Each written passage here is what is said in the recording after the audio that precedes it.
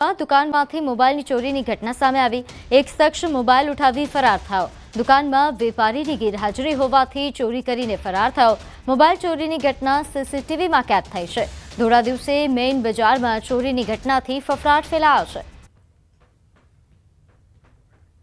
તો મોબાઈલ ચોરીની ઘટના કે જેના સીસીટીવી ફૂટેજ પણ સામે આવ્યા છે। નોંધનીય છે કે અહીં દુકાનદાર હાજર ન હોવાથી આ ગઠિયો જ મોબાઈલ ચોરી કરીને ફરાર થયો હતો। સીસીટીવીના આધારે હવે તપાસ હાથ ધરાશે। નોંધનીય છે કે મેઇન બજારમાં આવેલી આ દુકાન છે। મેઇન બજારમાં આ રીતે ચોરી થતાં હાલ અન્ય દુકાનદારો પણ ચિંતિત છે। તો ચોરી કરતા ગઠિયાના ફૂટેજ સામે આવ્યા છે, જે બાદ હવે તપાસ શરૂ કરાઈ છે। રાજકોટ પોલીસ પર ફરી ગંભીર આરોપ લાગ્યા। પાટીદાર પરિવારની વારસાઈ મિલકતનો વિવાદ। વિધવા મહિલાને તેના જ પરિવારજનો હેરાન કરતા હોવાની ઘટના સામે આવી છે। મુંબઈમાં રહેતી દીકરી ક્રિસ્ટીના પટેલે વિડીયો બનાવ્યો। મોટા પપ્પા બીજેપીમાં છે એટલે પોલીસ ફરિયાદ નથી લેતી। પોતાના મોત બાદ પરિવાર દ્વારા મિલકત બચાવી પાડવાનો આક્ષેપ। વિધવા મહિલા અને પુત્રી ન્યાયની માંગ કરી રહ્યા છે।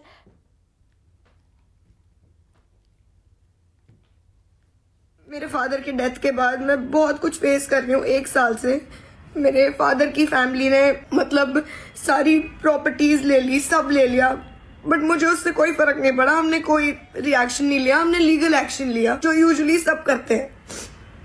बट अभी थोड़े टाइम बाद मैं जब मुंबई आई तो मॉम वहाँ पे अकेले रह रही है। अभी तक हमने कुछ नहीं बोला, ना हमने किसी को परेशान किया ना कुछ। लेकिन कल रात में जो मेरे बड़े पापा हैं, जिसका नाम है विपिन अमृतिया, जो मेरा भाई है आनंद अमृतिया, और एक और रैंडम बंदा था, उसका नाम मुझे नहीं पता, इन तीनों ने मेरी मॉम को अटैक करने की कोशिश करी है और मेरे ही घर में घुस के उन्होंने मम्मी के साथ गलत हरकत करने की भी कोशिश करी है। मैंने आज तक कुछ नहीं बोला। कल हमने पुलिस वालों को भी बुलाया, लेकिन उन्होंने मतलब कोई एक्शन ही नहीं लिया। मतलब ना हमारी रिपोर्ट ली गई, ना FIR ली, और हमने कमिश्नर से भी बात करने की कोशिश करी, वो भी कोई एक्शन नहीं ले रहे। मतलब मेरे बड़े पापा वहाँ पे बीजेपी में कुछ है। इसका मतलब ये है कि अगर आप पॉलिटिक्स में हो तो आप उस चीज़ का फायदा उठा के और आप कुछ भी कर लोगे। तो क्रिस्टीना पटेलનો આરોપ છે કે હું મુંબઈ આવી છું અને મારા મમ્મી રાજકોટમાં એકલા રહે છે। મારા મોટા પપ્પા કે જેનું નામ બિપિન અમૃતિયા છે, ભાઈ આનંદ અમૃતિયા અને એક અન્ય શખ્સ કે જેનું નામ મને ખબર નથી, આ લોકોએ મારી માતા પર હુમલો કર્યો। મારા ઘરમાં ઘૂસી મારી માતા સાથે ખરાબ હરકતો કરી છે। અમે પોલીસને બોલાવી પણ તેમણે કોઈ એક્શન ન લીધી, એટલે કે તેમણે અમારી ફરિયાદ ન લીધી। કમિશનર સાથે વાત કરવાની કોશિશ કરી પણ તેઓ પણ કોઈ એક્શન લેતા નથી। મારે સોશિયલ મીડિયાનો સહારો એટલે લેવો પડ્યો, પોલીસ વાળા અમને જવાબ નથી આપતા। મારી મમ્મી રાતના 12 વાગે પોલીસ સ્ટેશને ગઈ, 2 કલાક સુધી બેઠી કે FIR પાડવી છે। પોલીસ વાળાએ નોર્મલ કમ્પ્લેન લઈ એની ઉપર સાઇન કરીને કે આ FIR છે। એ હું તમને કાગળિયો બતાવીશ, તમને લાગશે કે FIR છે। કોઈ અભણ માણસ હશે ને એમ કહી દેશે કે એ FIR નથી। તો મારો કહેવાનો મતલબ એમ છે કે તમે બીજેપી ના કાર્યકર્તા છો, મતલબ તમે ગમે એનું મર્ડર કરી નાખશો કે ગમે એને મારી નાખશો, ગમે એને ટોર્ચર કરશો કે ગમે એને ગમે એટલો અત્યાચાર કરશો, તમારી ઉપર કઈ એક્શન નહીં લો। મારી ઘરે અચાનક નો 10:30 પોણા 11 એને બેલ મારી, એટલે મને તો કઈ ખબર નહોતી, એટલે મેં સીધો દરવાજો જ ખોલી દીધો। ખોલ્યા ભેગો 3 જણા ઉભા હતા, બિપિન અમૃતિયા, આનંદ અમૃતિયા અને એનો ફ્રેન્ડ હતો જગદીશ। હવે ઈ 3 જણા દારૂ પીને આવ્યા હતા, એટલે મેં સીધો જ મેં હાથ આમ કર્યો કે ભાઈ તમે અંદર ન આવો। એટલે મને ધક્કો મારીને કે ઘર મારું છે, તું પ્રોપર્ટી, અને પાછો તું ને હું પ્રોપર્ટી ખાલી કર અને નીકળ। એટલે મેં કીધું ઈ જ્યારે થશે ત્યારે કોર્ટમાં બધું થશે, તમે અત્યારે એક કામ કરો, અત્યારે નીકળો, તમે દારૂ પીધેલ છે। ગાળ બધી એટલી હદે મને તો એટલી ટોર્ચર કરી, એટલે મેં સીધો 100 નંબરમાં કોલ કરી દીધો કે મારા બહેસ નથી જોતી। રાજ્યમાં જુગારધામ ઝડપાયો। શ્રાવણીઓ જુગાર રમતા 28 જુગારિયા ઝડપાયા છે। પહેલા અંબાજી માતાના દર્શન કર્યા અને બાદ 28 જુગારીઓ ગણેશ ભવન ધર્મશાળામાં જુગાર રમવા માટે બેઠા હતા। અંબાજી પોલીસને બાતમી મળી અને તેના આધારે રેડ કરી હતી। ગણેશ ભવનના 3જા માળે મોટી સંખ્યામાં લોકો જુગાર રમતા હોવાની પોલીસને બાતમી મળી હતી અને તેના આધારે પોલીસે તાકીદે રેડ કરતા 28 જુગારીઓને ઝડપી પાડવામાં આવ્યા। અમુક બહારથી આવેલા ઈસમો ખાનગીમાં જુગાર રમાડે છે ત્રીજા માળે.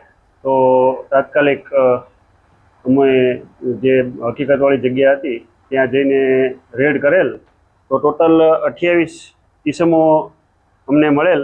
રોકડ 4,61,930 અને મોબાઈલ સહિતનો અન્ય મુદ્દામાલ સહિત કુલ મુદ્દામાલ 10,99,930 મુદ્દામાલ સાથે મળી આવેલ છે. અમદાવાદમાં પાનની પિચકારી બાબતે હત્યા. જુહાપુરાના સંકલિત નગરમાં હત્યાનો બનાવ બન્યો. પાનની પિચકારી બાબતે યુવકની હત્યા થઈ ગઈ. વેજલપુર પોલીસ સ્થળ પર પહોંચી છે અને કાર્યવાહી હાથ ધરાઈ છે.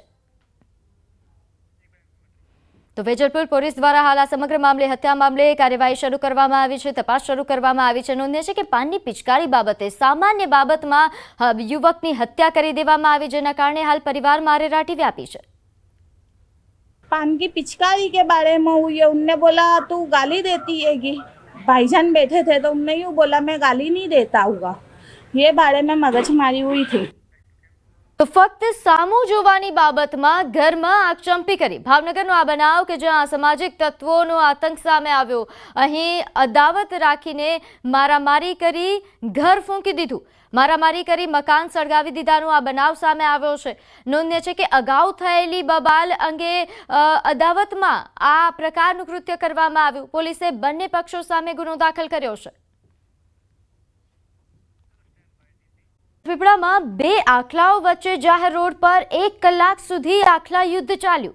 રાજપીપળાના લીમડા ચોક રોડ પર ઘટના ઘટી, જેમાં આખલાઓએ 2 સ્કૂટર સવારને અડફેટે લીધા. સ્કૂટર સવાર સ્કૂટર છોડીને ભાગ્યા હતા, જેના કારણે જાહેર રોડ પરના રાહદારીઓ તેમજ વાહન ચાલકોમાં ફફડાટ ફેલાયો છે, તેમજ સ્થાનિકો પણ હાલ ખૂબ જ ચિંતિત છે.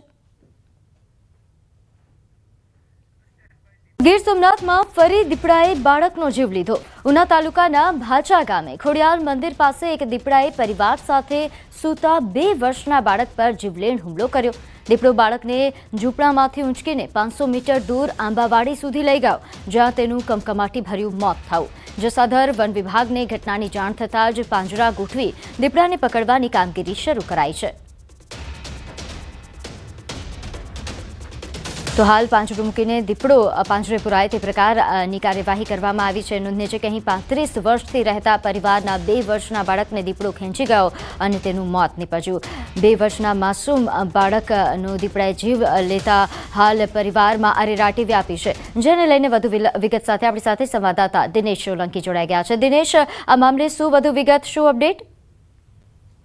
જી બિલકુલ, ખાસ કરીને ગીર સોમનાથ જિલ્લાની અંદર દીપડાઓનો આતંક છે તે વધી રહ્યો હોય તેવું લાગી રહ્યું છે, કારણ કે ગઈકાલે પણ કોડીનાર નજીકના ડોળાસા ગામે રહેણાંકીય મકાનમાં દીપડો છે તે ઘૂસ્યો હતો. તો ફરી એક વખત મોડી રાત્રિની આ ઘટના છે કે જ્યાં આગળ એક 2 વર્ષનો બાળક છે કે જે તેમના માતા પિતા સાથે ઊંઘી રહ્યો હતો ને તે દરમિયાન જ દીપડો છે તેમને ઉઠાવી ગયો હતો. જો કે પિતાના ધ્યાને આવતા પિતાએ દીપડા પાછળ દોડ મૂકી હતી, પરંતુ દીપડો છે તે 500 મીટર દૂર આ બાળક છે તેમને મૂકીને જતો રહ્યો હતો. પરંતુ જ્યારે બાળકના માતા પિતા અને અન્ય લોકો ત્યાં પહોંચ્યા તે દરમિયાન બાળકે પોતાનો દમ છે તે તોડ્યો હતો. જો એક પ્રકારે કહી શકાય કે આ પ્રકારની વારંવાર ઘટનાઓને લઈને ક્યાંક ને ક્યાંક જે લોકો છે તેમાં રોષ જોવા મળી રહ્યો છે, કારણ કે ઘટનાઓ છે તે દિવસે દિવસે વધી રહી છે.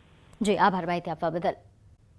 બ્રિજ પર લટકતા ટેન્કરને ઉતારવાની કામગીરી શરૂ કરી દેવામાં આવી છે. ગંભીરા બ્રિજ પર લટકતા ટેન્કરને બહાર કાઢવા માટે તંત્રએ તૈયારીઓ શરૂ કરી. સિંગાપુરથી આવેલા 3 એન્જિનિયર તથા મરીન ઇમરજન્સી ટીમ સ્થળ પર હાજર છે. બલૂનથી ટ્રક નીચે ઉતારવામાં આવશે. હાલ ટ્રકની નજીક બલૂન રાખવામાં આવ્યું છે.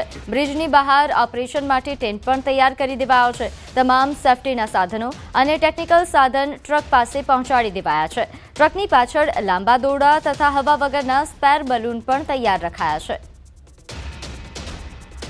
જેને લઈને વધુ વિગત સાથે આપણી સાથે સંવાદદાતા હાર્દિક જોડાઈ ગયા છે.